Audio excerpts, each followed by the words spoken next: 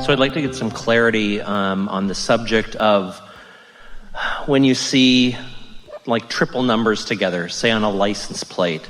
I know that you have talked in the past about that's a demonstration of alignment, because it's not as likely to see 3 9s together as it is to see a 6, 4, and 3 together. The number didn't go 4, 8, 9 and then all of a sudden become 3 numbers because you were there. It's that because of your alignment and because of what those numbers represent to you, and because you care about alignment and you want evidence of your alignment, when you are in a place where you're not doing that thing that causes you to resist that alignment, then all kinds of those things happen in your experience because you are a cooperative component to your own pleasant desire.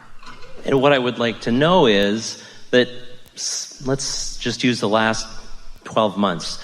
I've found myself in a place, a lot of step 1, a lot of contrast. And yet, in the midst of all of that, 5, 6, 7, 8 times a day, seeing triple numbers, whether it's on a license plate or the side of a vehicle, how is it that I'm able to connect with evidence of alignment when I'm not feeling aligned? We're just going to find the basis of this. First, the easy to understand response to this is most people are at their most aligned while they are driving, because you're focusing upon a repetitive thing and you're often not pondering all kinds of other things that have you all wadded up. So it's like the likelihood of feeling your wisdom in an environment like this is much greater than when you're having an argument with somebody that you care about. So the environment is somewhat conducive to how much alignment you have. But that almost opposes what we really have been saying to you all morning, because we really don't want you running around looking for conditions that will produce your alignment. We want you to get out ahead of it and accomplish your alignment so that you rendezvous with those conditions. And I do feel like I rendezvous with them, but I'm surprised when I do, because I don't feel aligned. In any moment in time, you stand as a vibration that's happening because of your thoughts in relationship with a vibration, your inner being, that's happening because of your inner being's thoughts. And you might find it interesting that both thinkers, you and you, which is only one, but both aspects of this thinker, are thinking about the same subject, just with differing point of views. You're mad at yourself, your inner being isn't. You're wondering why something hasn't manifested, your inner being is enjoying the unfolding of it. So in any moment in time, there is this balance or relationship. That's why we want you to get the sense of this calibrating dance that you're always doing. Because as you hear us when we say that your inner being is with you and cares about what you want, and all the struggle that you felt in the last year has caused a new wave about new subjects, it's just that you're still more calibrated to the situations, and your inner being is immediately calibrated to the new request. So the more you are writhing in your discomfort, the more you are sending an equivalent positive wave, and the better your inner being feels about it. You see, your inner being is the opposite of what you want your friends to be and what you want your mother to be. Your inner being will not support you in your dysfunction. So when things are going wrong, they get better, which for you feels terrible, because you just caused the crevasse between where you're dominantly thinking and what your inner being is dominantly thinking about the same subject to be wider and therefore more uncomfortable. But because you have a balance of thoughts, you're not always like that, just when you're focused upon the things that matter the most.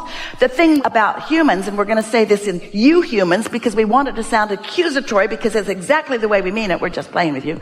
But you humans, you humans, the human part of you humans, you do think about the things you want way more than things that are more general. You are a fixer, you are a doer, you are an accomplisher, you are a making it happener. And we're going to offer you some really strong, easy to hear, maybe harsh sounding words. If you're not calibrating, you're manipulating. Because what you do in your physical world is you manipulate through conversation, you try to persuade others, you try to get over on something, even on yourself. Because when you're dealing with manifestations, which is movement, action, that sort of stuff, that's manipulating. Calibrating is the fine tuning, you see. And because you've done so much of that fine tuning, because that's who the larger part of you is, and it's a part of who you often are. You just can't admit it in a moment when you're calibrated away from it. So those evidences are just showing you that you're not always out of whack. And it's something that at one time you believed was evidence of alignment, that you wanted to know was alignment. And so you got to understand, your inner being is looking for each and every opportunity to give you a sense of being on the right path. And it's interesting how, as important and really amazing as those rendezvous are, they happen often, and now you're not even letting them mean that much. Now you're just saying, oh yeah, I must be aligned to some degree, but for the last 12 months, blah, blah, blah, blah, blah, blah. So, want to take some subject and let's calibrate it? Sure. We want you to know, and this might cause you to pick something different. That's fine, but might cause you to pick something different. Is that it is not the big things that matter the most to you that you are using for most of the calibration.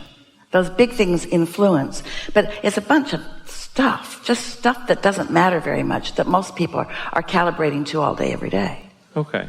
So a process that I became aware of within the last short amount of time is called Hopono Pono. I believe that's what it's called.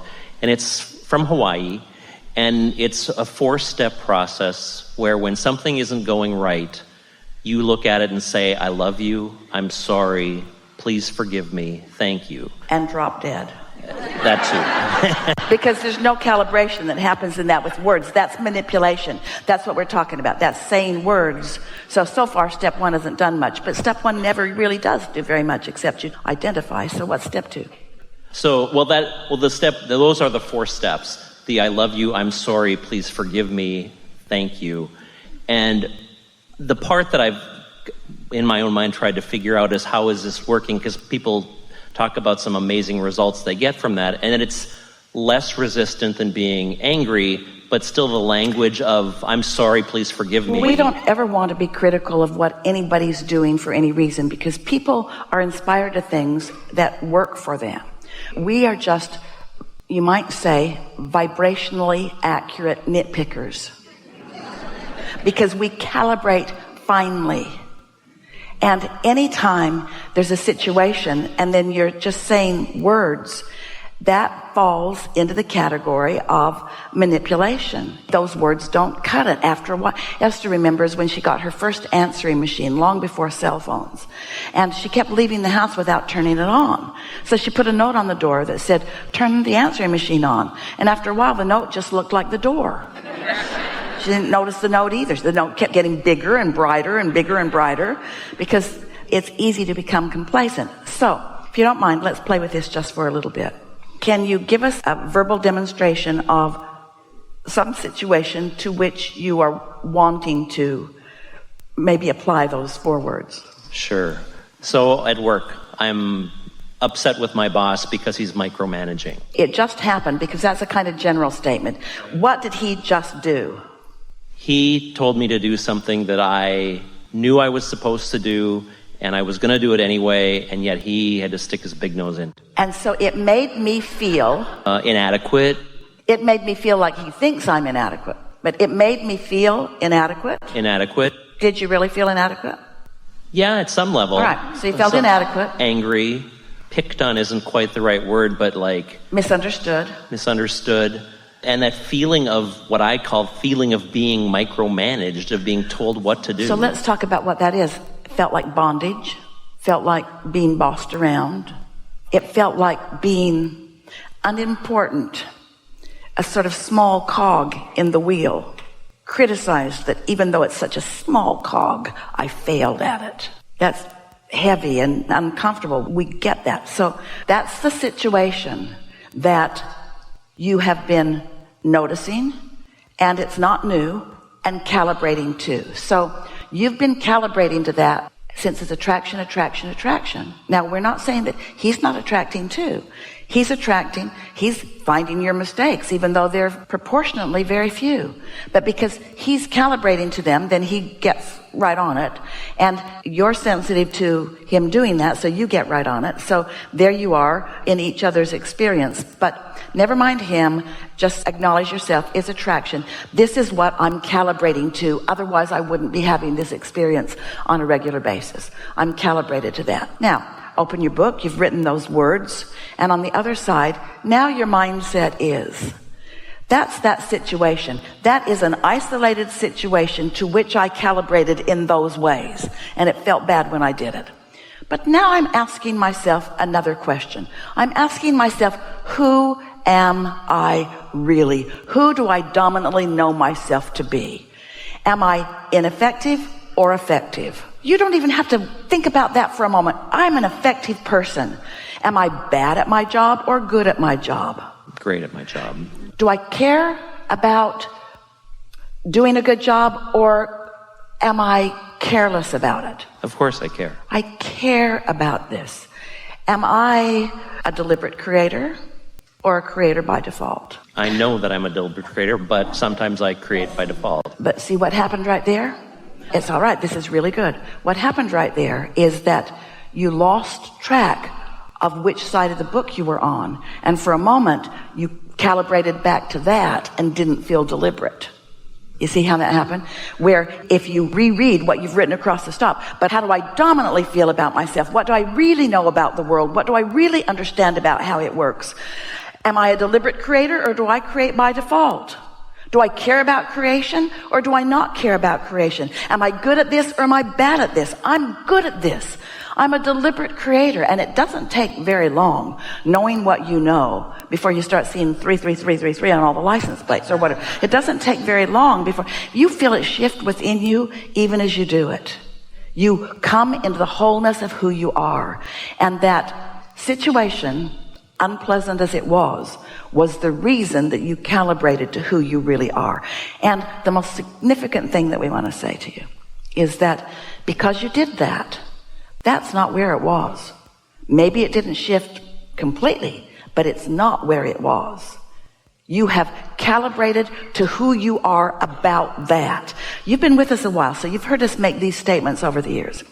We've said to you on many occasions that we are not encouragers of going back and cleaning up messes, because memories are not your friend. Memories are not a friend to deliberate creation.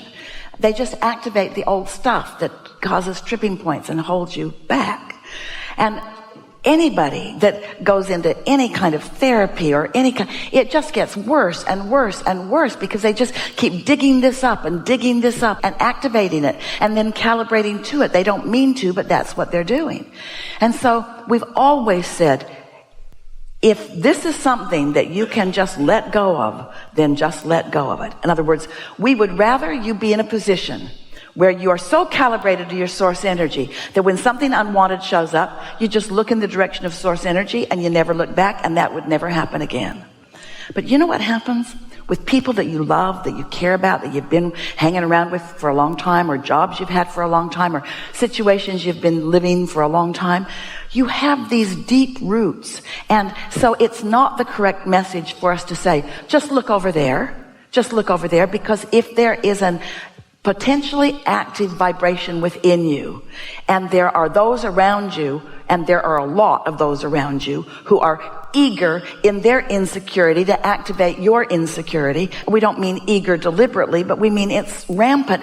You got to clean it up. You've got to calibrate into your wholeness, because there will be another experience and another experience and another experience and another experience that will drag you back into that. So it's different places and different faces, but the same old thing just keeps happening over and over again until you calibrate yourself to your strength instead of to your weakness, to your wholeness instead of to that situation.